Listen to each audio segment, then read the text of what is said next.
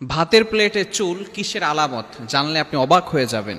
বর্তমানে আমাদের ভিতরে যে সমস্ত পুরুষরা রয়েছে, যদি ভাতের প্লেটে চুল দেখে অথবা খাবারের যে প্লেট রয়েছে সেখানে যদি চুল দেখে, তাহলে তারা রাগ হয়ে যায়। অ্যাঙ্গার পারসন, এমনভাবে তারা রাগান্বিত হয়ে যায়, স্ত্রীর উপরে অ্যাটাক করা শুরু করে, আঘাত করা শুরু করে, কেন এখানে চুল এলো। মনে রাখবেন, স্ত্রীরা যারা রান্না করে তারা কিন্তু ইচ্ছা করে সেখানে চুল দেয় না, ইচ্ছাকৃতভাবে চুল দেয় না। এখানে কিন্তু অনেক গুরুত্বপূর্ণ একটি বিষয় রয়েছে। এই ভাতের ভিতরে চুল আসলে কি হয়, এটা যদি আপনি জানতে পারেন তাহলে কিন্তু আপনি কখনো স্ত্রীর সাথে খারাপ ব্যবহার করবেন না। অনেক সময় আমরা, স্ত্রী হচ্ছে সবচেয়ে কাছের মানুষ, আমরা সকল মানুষের সাথে ভালো ব্যবহার করি, সকলের সামনে আমাদের চরিত্র ফুটিয়ে উঠাই, কিন্তু স্ত্রীদের সামনে যে ভালো ব্যবহার করতে হবে সেটা আমরা অনেকেই ভুলে যাই। স্ত্রীদের সাথে ভালো ব্যবহার করি না, স্ত্রীদের সাথে বাজে বিহেভ করি, এটা কিন্তু ইসলাম সাপোর্ট করে না। আল্লাহ তাআলা পবিত্র কোরআনুল কারীমের ভিতরে নিজেই বলে দিয়েছেন।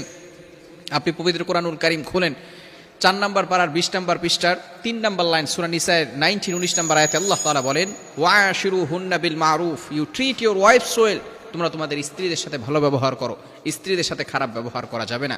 এজন্য স্ত্রীদের সাথে সবসময় আমরা ভালো ব্যবহার করব। এখন যদি আপনি আপনার প্লেটে খাবারের সময় চুল দেখেন, এটা কিন্তু বরকত হওয়ার আলামত। আপনার লাইফে রিজিকের বরকত আল্লাহ পাক রব্বুল আলামিন দিয়ে দিবেন। রিজিকের জন্য কোনো টেনশন করতে হবে না। আল্লাহ পাক রব্বুল আলামিন ওই ঘরের ভিতরে সুখ শান্তির ব্যবস্থা করে দিবেন। এবং অবশ্যই ইচ্ছাকৃতভাবে নয়, যদি হঠাৎ করে দেখেন আপনার প্লেটের ভিতরে চুল চলে আসছে, এটা কিন্তু রিজিক বর্ষণ হওয়ার একটি চমৎকার আলামত। এবং আল্লাহ পাক রব্বুল আলামিন ওই ঘরের ভিতরে বরকত নাজিল করে দিবেন। বিশেষ করে এই জন্য আমরা সবসময় স্ত্রীদের সাথে ভালো ব্যবহার করব। এই ভালো ব্যবহার আপনাকে জান্নাত পর্যন্ত নিয়ে যাবে। ইমাম আবু ইউসুফ রাহমাতুল্লাহি আলাইহি, তিনি অনেক বড় মাপের একজন ইমাম ছিল, অনেক ভালো ভালো কাজ করেছেন, কিতাব লিখেছেন, অনেক মানুষকে দ্বীনের দাওয়াত দিয়েছেন। একদিন তার স্ত্রী তার জন্য খাবার রান্না করেছিল। খাবার রান্না করার পরে ইমাম আবু ইউসুফ রাহমাতুল্লাহি আলাইহি খাবারটা খেলেন। গোশত আর হচ্ছে রুটি এবং গোশত যখন খেলো, খাওয়ার পরে বলছে আলহামদুলিল্লাহ, খুব ভালো হয়েছে। ইমাম আবু ইউসুফ রাহমাতুল্লাহি আলাইহির স্ত্রী চিন্তা করলেন, আমার স্বামী প্রশংসা করলো, দেখি খাবারটা খেয়ে কি অবস্থা। তিনি যখন খাবারটা খাওয়া শুরু করলেন, দেখলেন রুটিতে একটুও লবণ দেওয়া হয় নাই।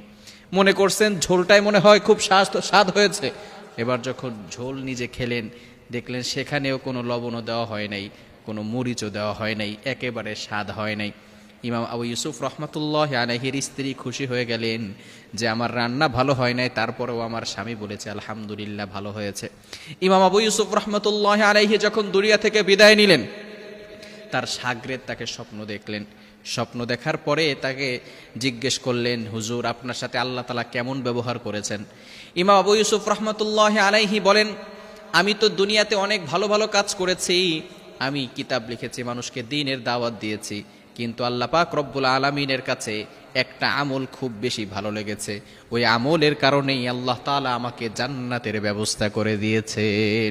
ওই একটা আমলই হচ্ছে, আমি আমার স্ত্রী একদিন রান্না করেছিল, ভালো হয় না, আমি বলেছি আলহামদুলিল্লাহ ভালো হয়েছে, স্ত্রীর প্রশংসা করেছি, স্ত্রী খুশি হয়ে গিয়েছে। এই ছোট্ট একটি আমল আল্লাহ তাআলা এত ভালো লেগেছে আল্লাহ তাআলার কাছে যে আল্লাহ তাআলা আমার জন্য কবরটা জান্নাতের বাগান বানিয়ে দিয়েছেন। বলেন সুবহানাল্লাহ। এজন্য স্ত্রীদের সাথে ভালো ব্যবহার করা যাবে তো ইনশাআল্লাহ, কখনো বাজে ব্যবহার করা যাবে না। আল্লাহ তাআলা আমাদের সকলকে বুঝার তৌফিক দান করেন।